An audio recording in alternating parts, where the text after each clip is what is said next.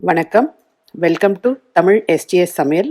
இன்றைக்கி ரசம் பொடி வச்சு சூப்பராக ஒரு ரசம் எப்படி செய்கிறதுன்னு பார்க்க போகிறோம்.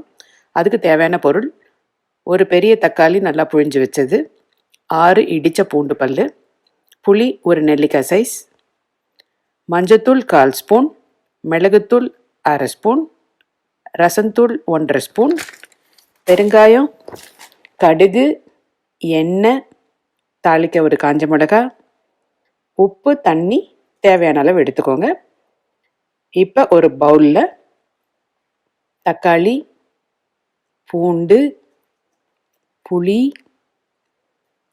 பெருங்காயம், உப்பு, ரசம் பொடி, மஞ்சத்தூள், மிளகுத்தூள், இதோட தேவையான அளவு தண்ணியும் சேர்த்து நல்லா பிசைஞ்சு கரைச்சி வச்சுக்கோங்க.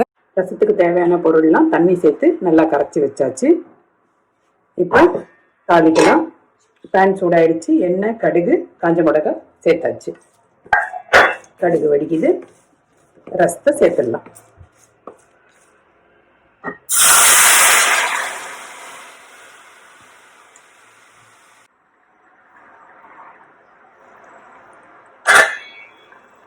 பத்து நிமிஷத்தில் ரசம் கொதிச்சிடுச்சு.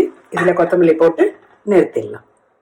ரசம் பொடி வச்சு சூப்பராக ஒரு ரசம் எப்படி செய்கிறதுன்னு என்னோட மெத்தடில் உங்களுக்கு சொல்லி கொடுத்துருக்கேன். இது உங்களுக்கு பிடிக்கும். இந்த வீடியோ உங்களுக்கு பிடிச்சிருந்தா எங்கள் சேனலை மறக்காமல் சப்ஸ்கிரைப் பண்ணுங்கள், ஷேர் பண்ணுங்கள், கமெண்ட் பண்ணுங்கள். தேங்க்யூ ஃபார் வாட்சிங்.